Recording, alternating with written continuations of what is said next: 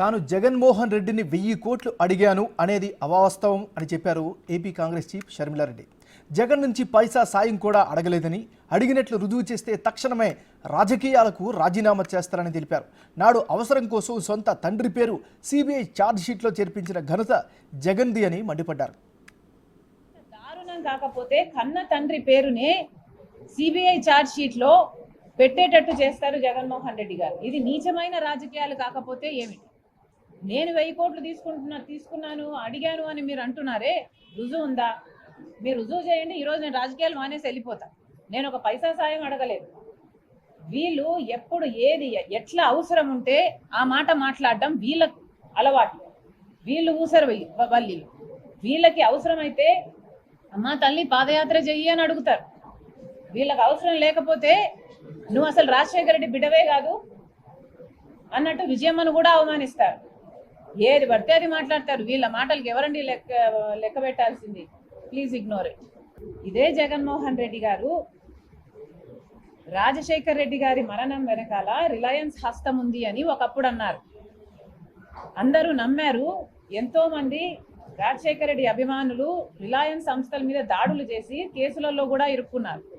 ఆ తర్వాత జగన్మోహన్ రెడ్డి గారు వాళ్ళ అవసరం తీరిపోయాక ముఖ్యమంత్రి అయిన తర్వాత అదే రిలయన్స్ సంస్థకి ఎంపీ పదవికి, వాళ్ళకి చెందిన మనిషికి ఎంపీ పదవి కూడా ఇచ్చారు.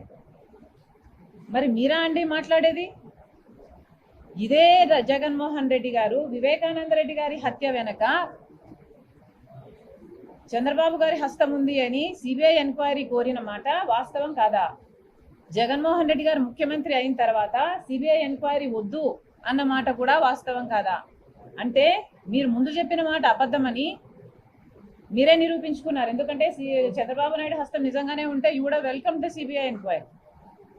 ఇదే జగన్మోహన్ రెడ్డి గారు రాజశేఖర్ రెడ్డి గారి పేరుని ఛార్జ్ షీట్లో కాంగ్రెస్ పార్టీ చేర్చింది అని పదే పదే చెప్పుకుంటూ వచ్చారు. ఈ రోజుకి కూడా చెప్తున్నారు. కానీ వాస్తవం ఏమిటంటే కనీసం సిబిఐ రాజశేఖర రెడ్డి గారి పేరు ఎఫ్ఐఆర్ లో కూడా చేర్చకపోతే జగన్మోహన్ రెడ్డి గారికి సంబంధించిన సుధాకర్ రెడ్డి, పొనవోలు సుధాకర్ రెడ్డి అనే మనిషి 3 కోట్ల చుట్టూ తిరిగి రాజశేఖర రెడ్డి గారి పేరు లేకపోతే ఈ కేసులో జగన్మోహన్ రెడ్డి గారు ఈ కేసులో నుంచి బయటపడటం అసాధ్యము అని రాజశేఖర రెడ్డి గారి పేరు ఉండేటట్టు ఆయన కోట్లు చుట్టూ తిరిగి చేస్తే ఇదే పొనవోలు సుధాకర్ రెడ్డి గారికి జగన్మోహన్ రెడ్డి గారు ముఖ్యమంత్రి అయిన 6 రోజుల్లోనే అడిషనల్ అడ్వకేట్ జనరల్ పదవిని ఇచ్చాడు.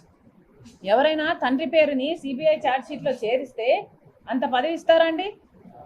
జగన్మోహన్ రెడ్డి గారు చెప్పారు కాబట్టే, ఆయన చేశారు కాబట్టే ఈయన పదవి ఇవ్వడం జరిగింది.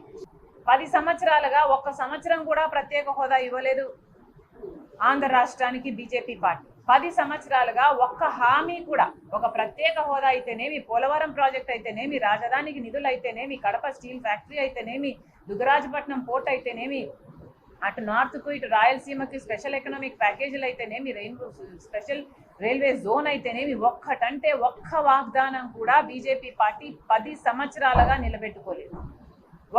ఒక్క రకంగా కూడా ఆంధ్ర రాష్ట్రానికి మేలు చేయలేదు. మీరు కేంద్రంలో మీరు అధికారంలోకి రావడానికి ఎన్ని వాగ్దానాలు చేశారు? 2 కోట్ల ఉద్యోగాలు ఇస్తామన్నారు. అంటే సంవత్సరానికి 2 కోట్లు అంటే 10 సంవత్సరాలు మీరు అధికారంలో ఉన్నారు. 20 కోట్ల ఉద్యోగాలు మీరు ఇవ్వాల్సి ఉండింది. కానీ అది తుంగలో తొక్కారు. రైతులకి రెట్టింపు చేస్తామన్నారు, ఆదాయం చేయలేదు. 15 లక్షలు ప్రతి బ్యాంక్ అకౌంట్లో వేస్తాము, నల్లధనం అంతా తీసుకొస్తాము అన్నారు. నల్లధనం అంతా మీ దగ్గరే ఉంది, మీ పార్టీలోనే ఉంది, మీ ఫండ్స్ లోనే ఉన్నాయి, మీకు ఇచ్చిన వాళ్ళల్లోనే ఉన్నారు. ఏ చర్యలు తీసుకోలేదు. ఇలా 1 కాదు 2 కాదు, ఎన్ని రకాలుగా వీలైతే అన్ని రకాలుగా బీజేపీ పార్టీ మోసం చేసింది. ఈ రోజు వచ్చి మీరు పోలవరం ప్రాజెక్టుని 2 సంవత్సరాలలో పూర్తి చేస్తామంటారా? మరి ఈ ఇంగితం ముందు లేదా? మీకు చేయాలన్న చిత్తశుద్ధి ఉంటే ఎవరు ఆపారండి మిమ్మల్ని? పోలవరం చేయొద్దని ఎవరు ఆపారు? మీ కాలు పట్టుకున్నారా ఎవరన్నా? పోలవరం చేయొద్దండి, మాకు ప్రత్యేక హోదా ఇవ్వద్దండి, మాకు రాజధానికి నిధులు ఇవ్వద్దండి అని ఎవరు ఆపారండి? మీకు నిజంగానే చిత్తశుద్ధి ఉంటే అధికారంలో ఉండి మీరు ఇవ్వకపోగా చేయకపోగా సిగ్గు లేకుండా ఇప్పుడు ఈ రోజు వచ్చి పోలవరం ప్రాజెక్టు 2 ఏళ్లలో పూర్తి చేస్తామంటారా? అసలు మీది ఒక పార్టీయా? మీరు మనుషులా? ఏమీ అర్థం కావటం లేదు. ఒకసారి ఆలోచన చేసి మాట్లాడుకోవాల్సిందిగా